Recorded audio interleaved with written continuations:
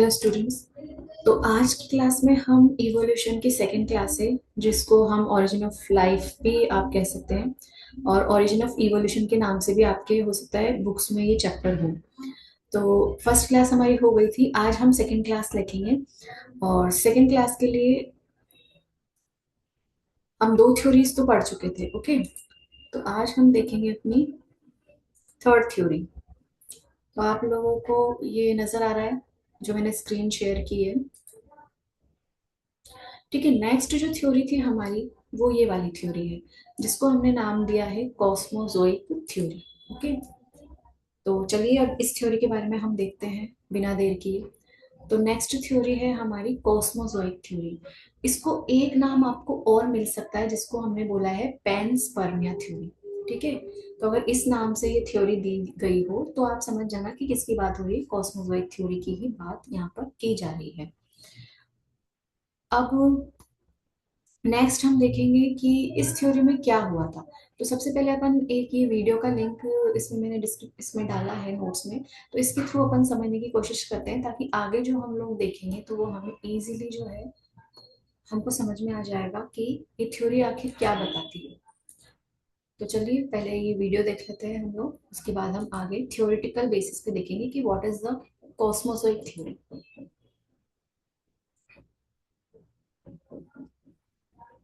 Are you a working woman who's fed up of going? ये ads आ जाते हैं, लेकिन आपको इन एड्स पे ध्यान नहीं देना है, हमें अपना जो फोकस है, ठीक है, उसी पे रखना है, यानी कि कॉस्मोजोइक थ्योरी। चलिए देखते हैं।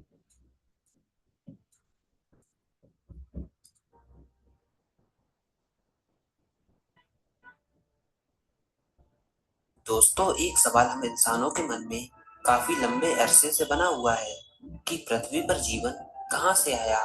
इसके लिए हमारे धर्मों में, हमारी किताबों में और साइंस फिक्शन कहानियों में अलग अलग थ्योरीज दी गई हैं। इन्हीं में से एक हाइपोथेसिस है पेंसपर्मिया। ये पेंसपर्मिया थ्योरी हमको यह कहती है कि हमारी पृथ्वी पर जीवन पृथ्वी से नहीं बल्कि यूनिवर्स में कहीं और से आया। लाइफ स्पेस में ट्रेवल कर कर हमारी पृथ्वी तक पहुंची। हमारी पृथ्वी पर लाइफ के सीड्स कहीं और से आए।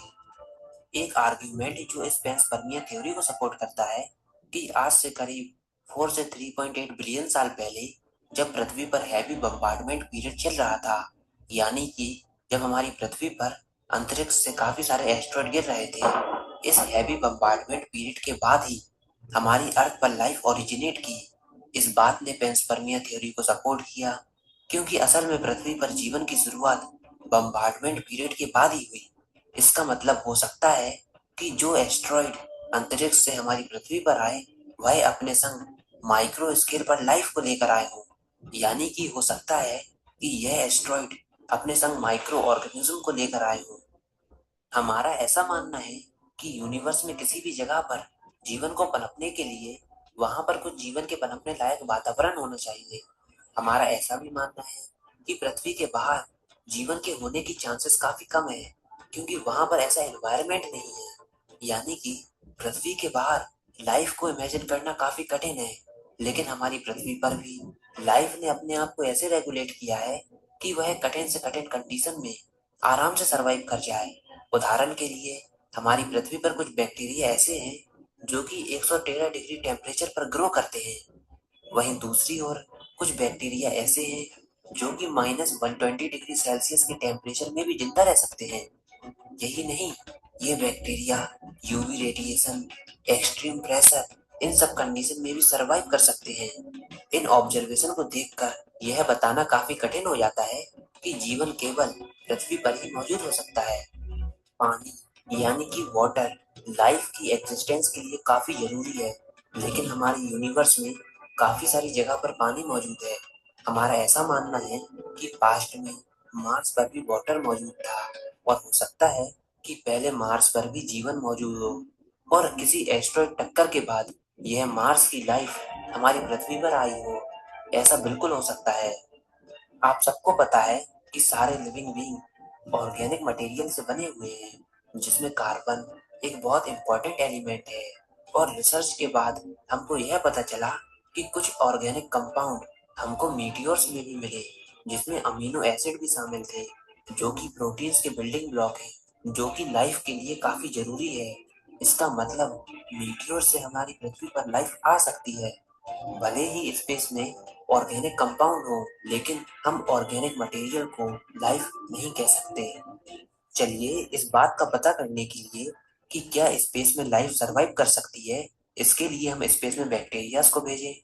इस सवाल के जवाब के लिए जर्मन एरोस्पेस सेंटर के साइंटिस्ट ने बैक्टीरियल स्पोर को क्ले, रेड सैंडस्टोन इनमें मिक्स करके बैक्टीरियल स्पोर को स्पेस में भेजा, यह देखने के लिए कि क्या ये स्पेस में सरवाइव कर सकते हैं। दरअसल बैक्टीरियल स्पोर बैक्टीरिया के द्वारा बनाई गई प्रोटेक्टिव कवरिंग होती है, जो कि उन्हें एक्सट्रीम एनवायरमेंटल कंडीशन से बचाती है। तो जब उन्होंने इन बैक्टीरिया को स्पेस में भेजा, तो उन्होंने इनको सैटेलाइट के बाहर रखा और करीब 2 हफ्ते तक रखने के बाद यह पता चला कि जो बैक्टीरियल स्पोर रेड सैंडस्टोन में मिक्स थे, वह 2 हफ्ते के बाद भी सरवाइव कर रहे थे। और कुछ रिसर्च से हमको यह पता चला कि कुछ बैक्टीरिया 6 साल से भी ज्यादा लंबे समय तक स्पेस में रह सकते हैं, अगर वह हमारी सन की हार्मफुल यूवी रेडिएशन से बचे रहे तो हो सकता है ऐसे ही कुछ बैक्टीरिया एस्ट्रॉयड में सरवाइव करके हमारी पृथ्वी तक पहुंचे हों, और फिर इसके बाद से हमारी पृथ्वी पर जीवन की शुरुआत हुई हो। तो ये सब किसका कहना है? पेंसपर्मिया थ्योरी का। तो फ्रेंड्स, ये सब था पेंसपर्मिया थ्योरी के बारे में। आई होप आपको यह वीडियो जरूर पसंद आई। तो देखिए, पेंसपर्मिया थ्योरी आपको अब समझ में आ गई होगी क्लियरली कि किसको बोलते हैं हम पेंसपर्मिया थ्योरी। ओके, तो अब इसके हम थ्योरेटिकल बेस देख लेते हैं कि थ्योरी में क्या दिया हुआ है। तो देखिए, एक सेंचुरी एगो, सेंचुरी का मतलब क्या होता है? 100 साल पहले, ठीक है। तो 100 साल पहले की बात है, एक जो स्वीडिश साइंटिस्ट थे, स्वीडन में रहते थे। स्वीडन एक कंट्री का नाम है और वहाँ के लोगों को स्वीडिश बोलते हैं, जैसे हम इंडियंस हैं वैसे स्वीडिश। तो स्वीडिश साइंटिस्ट जिनका नाम था स्वांते अरेनियस, इन्होंने एक थ्योरी सजेस्ट की थी हम सबके सामने कि लाइफ जो होती है, लाइफ जो है स्पेस में एग्जिस्ट करती है स्पोर्स की फॉर्म में। ठीक है, अर्थ पे तो हम अलग अलग चीजों में देखते हैं, जैसे कि प्लांट्स हैं और प्लांट्स हैं, एनिमल्स हैं, बैक्टीरिया है। ठीक है, तो इस तरह से इन्होंने क्या बोला कि स्पोर्स के फॉर्म में हर एक प्लैनेट में कौन प्रेजेंट है? लाइफ प्रेजेंट है। सेकेंड पॉइंट इन्होंने क्या बताया कि जो ये जो स्पोर्स हैं, यही स्पोर्स जब बम्बार्डमेंट हुआ था बिग बैंग थ्योरी में, तो यही स्पोर्स जो है अर्थ पे आए। कैसे आए? क्योंकि आप यूनिवर्स में देखोगे बहुत सारे एस्टेरॉइड्स भी मिलेंगे, मेटेरॉइड्स होंगे। तो कई बार इनको क्या बोलते हैं? धूमकेतु हिंदी में। तो जब ये धूमकेतु हमारी अर्थ से टकराए, तो इनमें क्या प्रेजेंट थे? वो स्पोर्स प्रेजेंट थे। जिनमें क्या प्रेजेंट थी? उन स्पोर्स में कौन था? लाइफ थी। यानी कि अब ये बताना चाह रहे हैं कि लाइफ आई कैसे हमारी अर्थ पे। ये हमारी अर्थ है, तो अर्थ पे लाइफ कैसे आई बच्चों? स्पोर्स की फॉर्म में। ये स्पोर्स कहाँ प्रेजेंट थे? अलग अलग प्लैनेट में। वहां अलग अलग प्लैनेट्स पे जब ये एस्ट्रॉइड वहां से निकले, इन एस्ट्रॉइड्स में भी वो स्पोर्स वगैरह और मिनरल्स वगैरह प्रेजेंट थे। तो जैसे ही यहाँ टकराए, इन्होंने क्रेटर क्रिएट किया, और क्रेटर क्रिएट करने की वजह से क्या हुआ कि गड्ढा बन गया हमारी अर्थ पे। और गड्ढा होने की वजह से क्या हुआ? अर्थ में वो स्पोर्स छोड़ गया, यानी कि उसने अब वो टकराया है तो यहाँ पे कुछ तो लीव करके जाएगा, यानी उसके पार्टिकल्स इसमें तो मिक्स होंगे हमारी अर्थ की क्रस्ट में।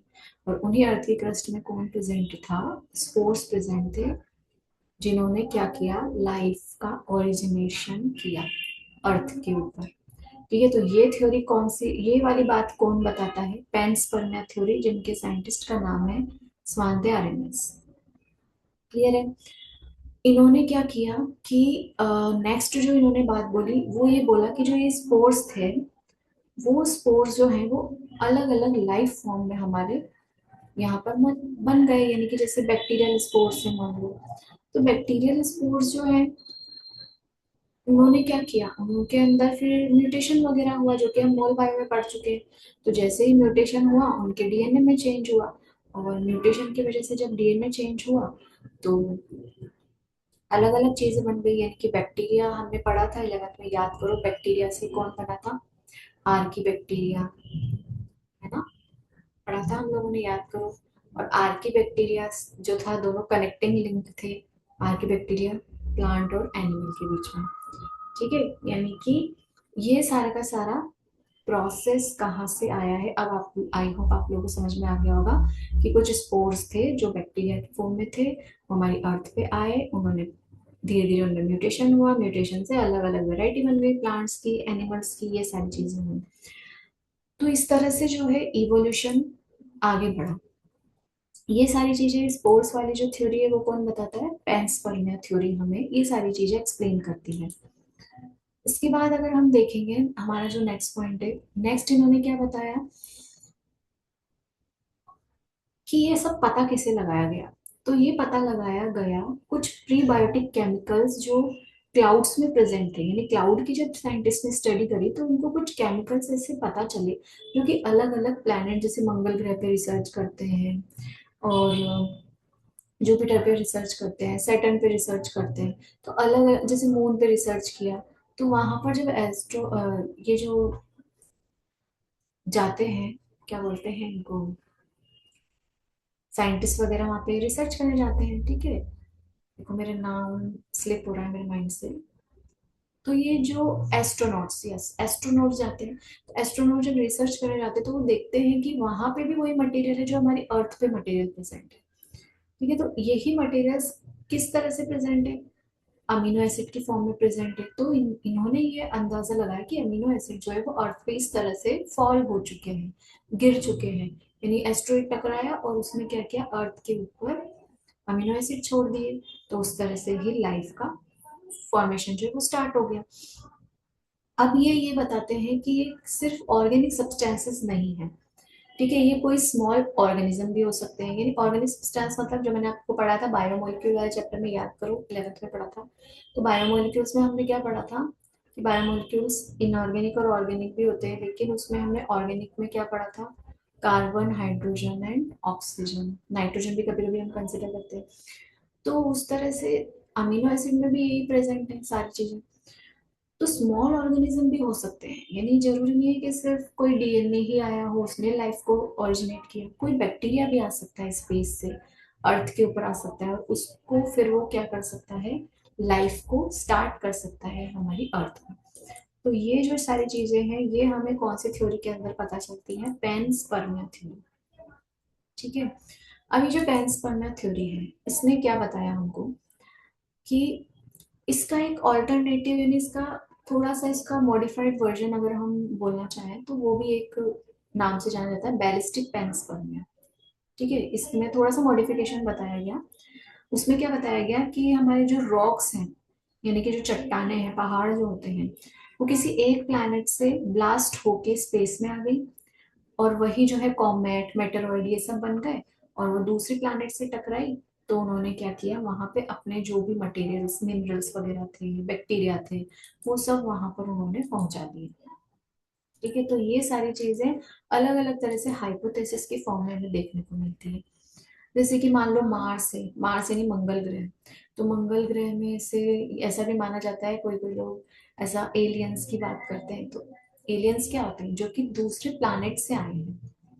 ठीक है, तो जो एलियन बैक्टीरिया है वो मार्स से आ सकते हैं, ऐसा भी इन्होंने डिस्कवरी में एक हाइपोथेसिस इन्होंने दी है। क्लियर है। तो कॉस्मोजोइक थ्योरी में मेटेरर्स जो है उनकी बात करती है, जो कि टकराए हमारी अर्थ से और सारी की सारी लाइफ का उन्होंने ओरिजिनेशन किया। देखो इसमें थोड़ा सा मैंने डिस्क्रिप्शन और ऐड किया है, जिनके भी ये चैप्टर डिटेल में है तो आप देख लेना इसको। कॉस्मोजोइक थ्योरी है उसका, ये दूसरा नाम है थ्योरी ऑफ पैंसपर्मिया, और दी किसने थी, रिचर्ड ने 1865 में, हेल्म हॉल्स ने 1884 में, और आरएनएस ने 1918 सॉरी 1908 में दी थी। तो आरएनएस का हमारी बुक में है जिक्र। बाकी अगर ये दो भी अगर आ जाते हैं तो आप कंफ्यूज ना हो, अगर तीनों अलग अलग ऑप्शन में और fourth option all of above है तो आपको ऑल ऑफ अबोव ही टिक करना है। ठीक है, अब जो लाइफ है अर्थ पे वो मेटेरॉइड से आई है, यही बताया इन्होंने। और स्पर्म या सीड भी बोल सकते हैं या स्पोर बोल सकते हैं, जो कि मैंने आपको प्लांट किंगडम में पढ़ाया था 11th में, याद करो। स्पोर्स क्या है? स्पोर्स वही तो है जैसे कि ह्यूमन में स्पर्म है, प्लांट में सीड है, वैसे ही ब्रायोफाइटा टेरिडोफाइटा में क्या है? स्पोर्स है। ठीक है, समझिए। तो ये सारी चीजें हैं जो कि हमें बताती है कि किस फॉर्म में लाइफ आई है, माइक्रोब्स की फॉर्म में भी आई है। नेक्स्ट, अब ये तो हुई हाइपोथेसिस की बात, लेकिन इसको प्रूव तो करना पड़ेगा बच्चों, नहीं तो कोई कैसे मानेगा? सब बोल देंगे ऐसे तो तुम कुछ भी कहानी सुना दोगे। तो इसलिए प्रूव करने के लिए फिर जब लोगों ने बोला कि भाई प्रूव करके दिखाओ, हम कैसे माने, तुम बोल रहे हो कि ऐसे 7 days में जो है ह्यूमन बन गया, तो अब हमको तो प्रूफ चाहिए। तो इसी वजह से इन्होंने क्या किया, अलग अलग साइंटिस्ट बाद में आए अपनी थ्योरीज लेकर कि हाउ लाइफ ओरिजिनेट। तो सबसे पहले अर्ली फॉर्म में जब हम देखते हैं, प्रिमिटिव फॉर्म में, तो ग्रीक थिंकर्स आए। ठीक है, ग्रीक थिंकर जो है सॉरी, उन्होंने, उनका क्या मानना था कि लाइफ जो है वो स्पोर्स की फॉर्म में ट्रांसफर हुई है प्लैनेट से अर्थ की फॉर्म, अर्थ के पास आई है। ठीक है, जो कि हमने पहले पिछली वाली, इससे पहले वाली थ्योरी में पढ़ा। अब प्रूव कैसे करेंगे? तो प्रूव करने के लिए अलग साइंटिस्ट आए, उन्होंने अलग अलग थ्योरीज दी। उसी के संदर्भ में, उसी के सेंस में हम पहली थ्योरी लेते हैं, थ्योरी ऑफ स्पॉन्टेनियस जनरेशन। इसका एक नाम और है अबायोजेनेसिस। तो देखो, अलग अलग नाम से थ्योरीज आ सकती हैं, आप लोगों को कंफ्यूज नहीं होना है। आप लोग समझ जाना कि ये सेम ही है। Theory of spontaneous generation, abiogenesis की थ्योरी। एक बायोजेनेसिस की थ्योरी भी आएगी जो हम आगे पढ़ेंगे, लुईस पास्चर ने दी थी। तो बायो मीन्स, मैंने आप लोगों को हमेशा से बताया है, बायो मीन्स लाइफ। अगर इस बायो के आगे मैं अगर अबायो लगा दूं, अबायोजेनेसिस यानी कि नॉन लिविंग, यानी कि नॉन लिविंग बीइंग के बारे में हम बात करेंगे, तो हम किसकी बात करेंगे? अबायोजेनेसिस की। अब मतलब इसके नाम से ही आप अंदाजा लगा सकते हो कि इसमें क्या होगा। अबायोजेनेसिस यानी कि स्पॉन्टेनियस का मतलब क्या होता है? स्पॉन्टेनियस का मतलब होता है अचानक से, यानी कि अचानक से ही अबायोजेनेसिस यानी नॉन लिविंग थिंग्स से कौन बन गए? लिविंग थिंग्स ओरिजिनेट हो गए। ये कौन बताता है? अबायोजेनेसिस की थ्योरी बताती है। तो सबसे पहले अभी हम पहले इसकी एक वीडियो देख लेते हैं ताकि हमें मोर क्लियर हो जाएगा, उसके बाद हम आगे की थ्योरीज देखेंगे। तो चलिए देखते हैं। ओके, ये हमारे पास नहीं है, वीडियो अवेलेबल नहीं है, तो कोई दिक्कत नहीं है, हम लोग आगे बढ़ते हैं। स्पॉन्टेनियस जनरेशन की थ्योरी सबसे पहले एक थ्योरी किसने दी थी? थॉमस हेनरी हक्सले ने। देखो, सबकी बुक्स में ये नहीं है, लेकिन किसी किसी की बुक्स में थ्योरीज है, इसलिए मैं आप लोगों को एक्सप्लेन कर रही हूँ। जिसकी बुक में नहीं है वो इसको लीव कर सकते हैं, जिनकी बुक में है, जैसे नीट में नहीं है इतना ज्यादा डिटेल में, तो आप लोग स्किप कर सकते हो, लेकिन महाराष्ट्र बोर्ड में या किसी और बोर्ड में ये है अगर, तो आप देख लो। ठीक है, तो सबसे पहले थॉमस हेनरी हक्सली की थ्योरी। अब ये क्या बोलते हैं? इन्होंने सिर्फ, ज्यादा लंबी बात तो की नहीं है, इन्होंने सिर्फ क्या बात की कि भाई लाइफ जो है वो सड़े हुए डिके और रोटिंग मैटर्स, जैसे कि सड़ा हुआ भूसा है या मिट्टी है या सड़ा हुआ मांस का टुकड़ा है, उससे जो है लाइफ का ओरिजिनेशन हुआ है। ठीक है, अब इस चीज को रिजेक्ट करने के लिए कौन आया? Lewis pasture. तो लुईस पास्चर ने बोला नहीं भाई, नॉन लिविंग बीइंग से तो लाइफ ओरिजिनेट नहीं हो सकती। ठीक है, तो पहले हम देखते हैं कि अबायोजेनेसिस में क्या क्या हुआ। मतलब नॉट और विदाउट लाइफ, जो कि मैं आप लोगों को बता चुकी हूँ, और जेनेसिस मतलब बिगिनिंग, यानी कि इस थ्योरी में क्या देखने को मिलेगा कि नॉन लिविंग बीइंग से लाइफ का ओरिजिन हुआ है, यानी कि लाइफ जो है वो 3.5 बिलियन ईयर्स एगो अर्थ पर ओरिजिनेट हुई थी, ये थ्योरी बोलती है।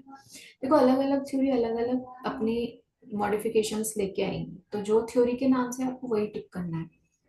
यानी आप ये नहीं बोल सकते हो कि उस वहां पर तो 4.5 लिखा था मैम, अब यहाँ पर 3.5 क्यों है? तो ऐसा नहीं है, हम क्वेश्चन नहीं कर सकते, क्योंकि अलग अलग लोगों ने अपने व्यूज बताए ना, तो उनके व्यूज में हम अपना व्यू तो नहीं घुसा सकते।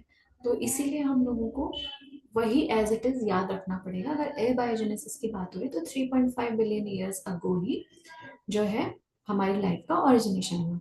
जैसे मम्मी ने बोला कि बेटा इस बेडशीट को ऐसे कवर करो, ठीक है, ऐसे ही आपको बड़ी करनी है, तय करनी है, तो आप ऐसे ही करोगे। पापा ने आके आपको बोला कि नहीं ऐसे तय करो, भैया ने आपको बोला कि नहीं ऐसे तय करो, तो जो जिसने जैसा बोला है हमको उसकी बेडशीट को वैसे ही तय करके रखना है।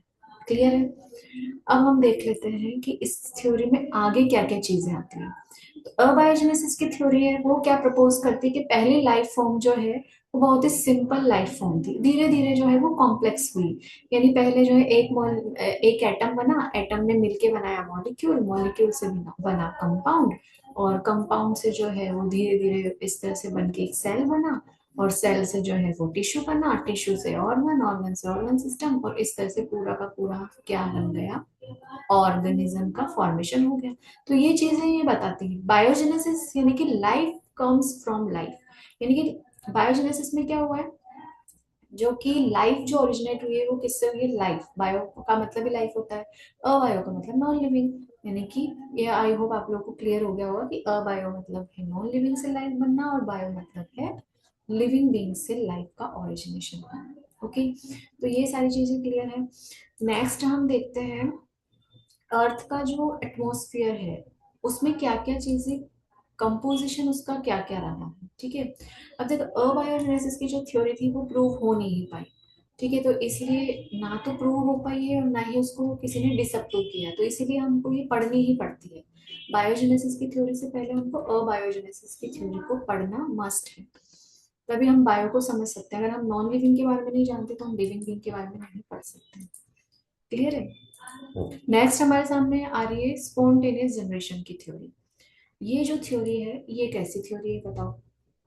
इस थ्योरी में जो लाइफ है वो बहुत कॉम्प्लेक्स फॉर्म में अपने को देखने को मिलेगी। यानी कि मैगोट है, मैगोट यानी जो मच्छर होते हैं, छोटे छोटे मच्छर हो जाते हैं जब कोई चीज सड़ती है, हमारे बालकनी में कचरा सड़ता है या कुछ होता है तो आपने देखा होगा कि छोटे छोटे मच्छर आ जाते हैं, तितलियां आ जाती हैं, उनको मैगोट कहते हैं। अब ये थ्योरी इसने क्या बोला, या तो मैगोट ले लो या माउस ले लो। ठीक है, नॉन लिविंग होना चाहिए। और मैगोट जो है वो तो लिविंग बीइंग है। ठीक है, अब इन्होंने क्या बोला कि नॉन लिविंग मैटर को यूज करके हम लिविंग बीइंग को, यानी लिविंग बीइंग का भी उस पर रोल हमको देखने को मिलेगा।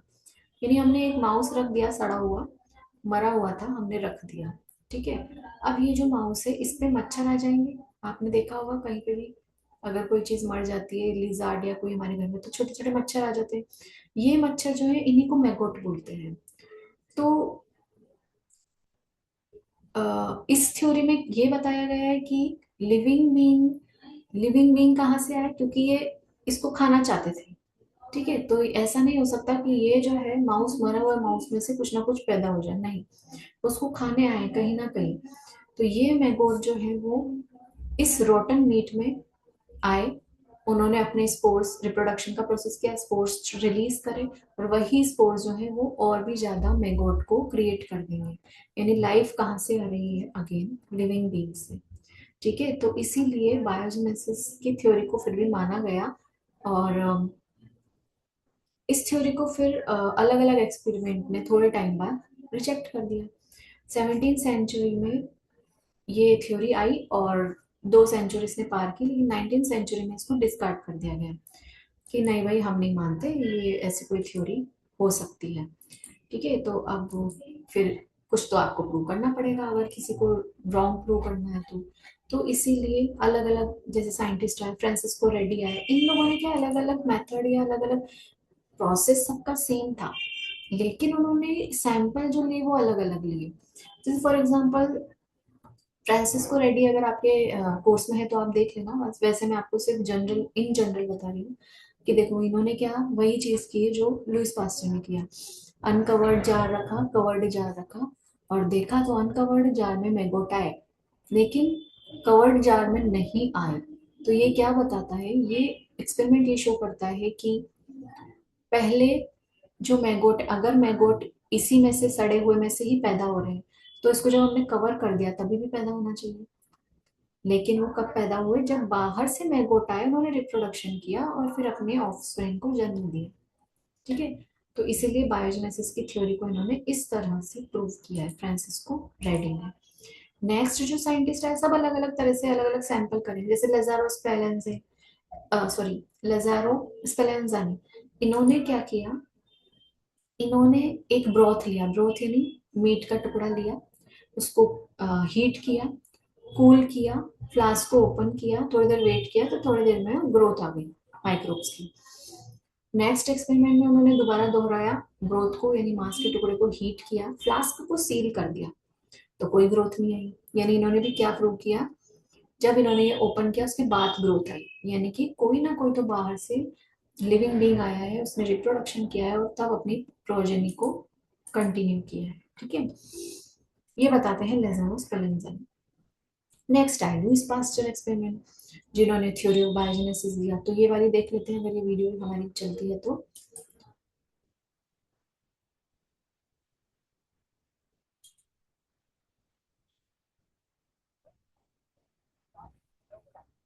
थोड़ा सा वेट करिए, ये ऐड है। ओके, 2 मिनट, इससे आपको क्लियरली समझ में आएगा कि theory of biogenesis Lewis pasture की कौन सी, क्योंकि लुईस पास्चर आपके कोर्स में होंगे।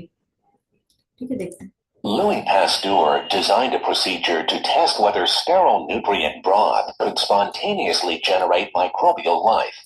To do this, he set up 2 experiments. In both, Pasteur added nutrient broth to flasks, bent the necks of the flasks into S shapes, and then boiled the broth to kill any existing microbes. If left undisturbed, will the broth in these flasks become cloudy with microbial growth? Click on the correct answer. After the broth had been sterilized, Pasteur broke off the swan necks from some of the flasks, exposing the nutrient broth within them to air from above.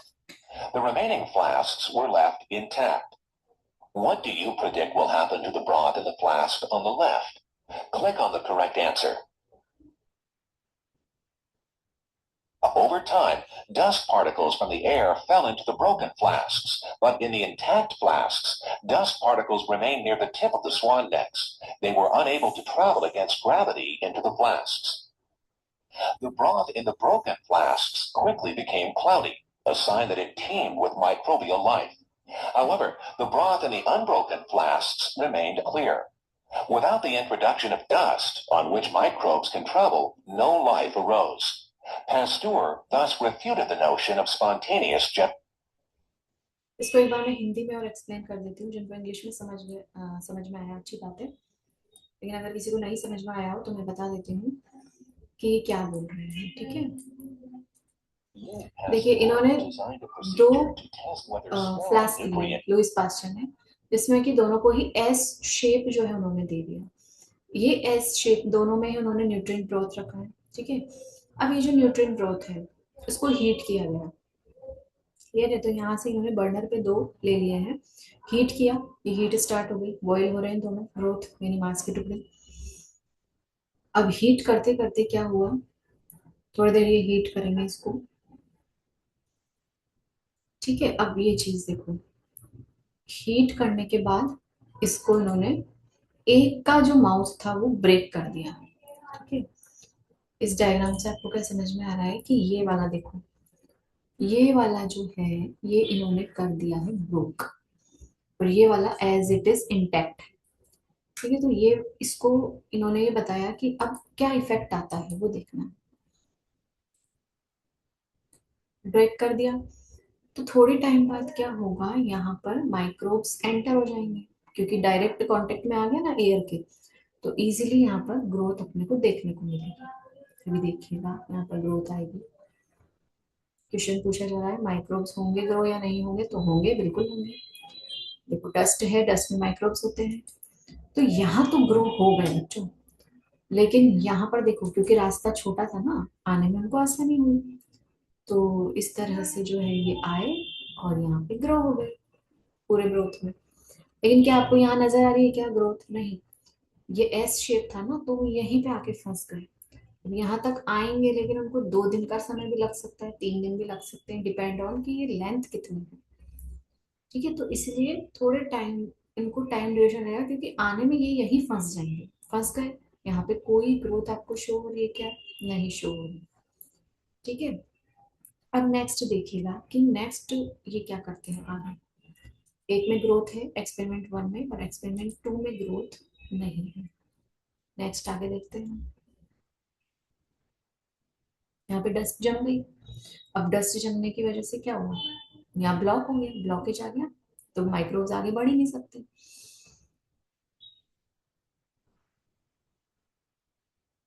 अब यहाँ तो growth होती जा रही है, देखो brown हो गया, ये यहाँ पे ग्रोथ दिख रही है। ठीक है, तो इस एक्सपेरिमेंट से हमें ये पता चल गया कि माइक्रोबियल ग्रोथ कौन से वाले एक्सपेरिमेंट में नजर आ रही है हमको। देख लो, आप इजीली प्रिडिक्ट कर सकते हो। Microbial growth is present in this experiment number 1 and not in experiment number 2। तो आई होप आपको ये एक्सपेरिमेंट समझ में आ गया। ये बोलना चाह रहे हैं कि लाइफ लिविंग फॉर्म से ही फॉर्म ओरिजिनेट हुआ है, लाइफ ओरिजिनेट हुई है, ना कि नॉन लिविंग से। ये तो ये था लुईस पास्चर का एक्सपेरिमेंट। अब इसकी हम एक बार एक थ्योरी भी देख लेते हैं, लुईस पास्चर ने उनकी थ्योरी क्या कहती है। ठीक है, तो यही है थ्योरी जो कि हमने देखी थी अभी। इसको हम एक बार डायग्रामेटिक रिप्रेजेंटेशन से और देख लेते हैं।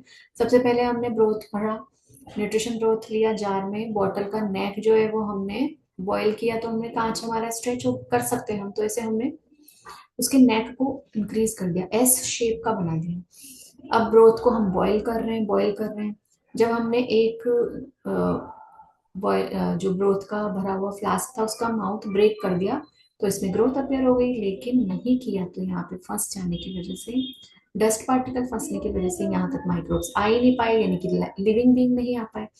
अब लिविंग बीइंग नहीं आए तो फिर उन्होंने रिप्रोडक्शन यहाँ शो नहीं किया, और फ्लास्क नंबर 1 में उन्होंने शो किया, इसीलिए हमको ग्रोथ जो है वो वहां पर नजर आया।